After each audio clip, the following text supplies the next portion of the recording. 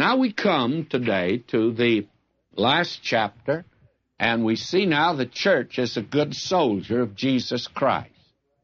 And it seems strange that we've looked in the 5th chapter, the church will be a bride, and now the church is a good soldier of Jesus Christ. But the time words, of course, are important. Now, a friend of mine who's quite a wag and a humorist, he said, I'm not sure, but that's the way it ought to be.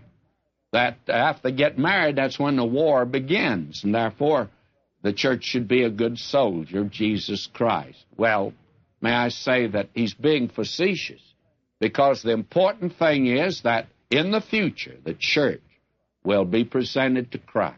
That's the expectation of the church, and today we're in the period of the engagement and the exhibition of the church before the world today.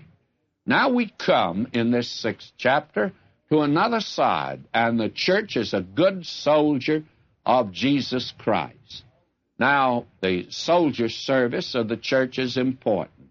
Yonder in the city of Ephesus was that great temple of Diana, one of the 7 wonders of the ancient world, the most pagan, heathen, grossly immoral, and now it's time for the believer to recognize that he's got an enemy.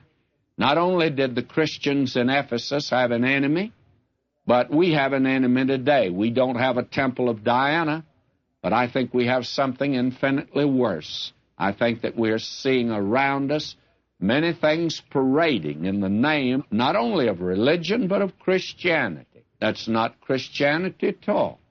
Now you have here, in the first 9 verses of this chapter 6, the soldier's relationships.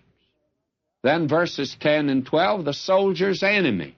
We need to know our enemy. And the soldier's protection in verses 13 through 18. And then the soldier's example. Because you see, Paul was a good soldier of Jesus Christ. And then we have really the soldier's benediction in verses 23 and 24. Now we come to the first part of the chapter, which opens with instructions to children and to parents and to servants and masters.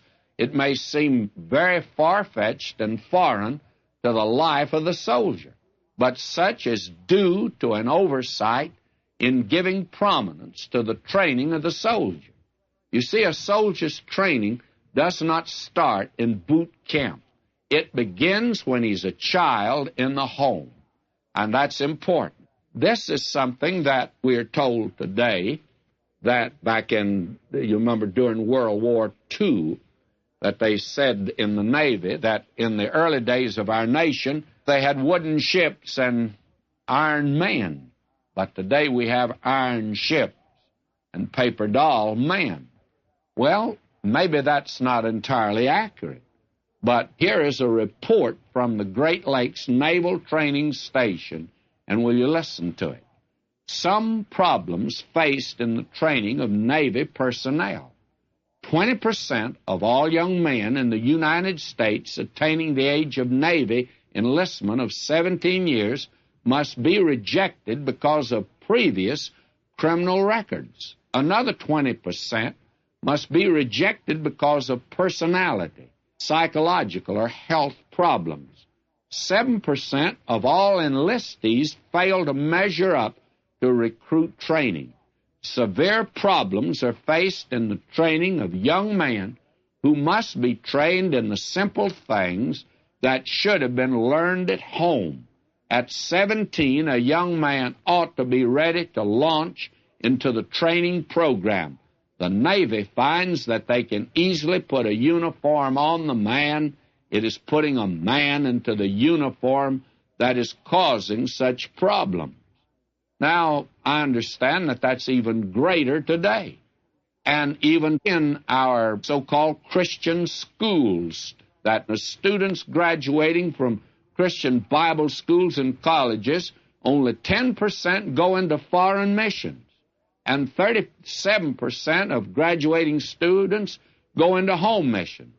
53% go into secular work. Of the 10%, who go to a foreign mission feel a startling number return after the first term as casualties.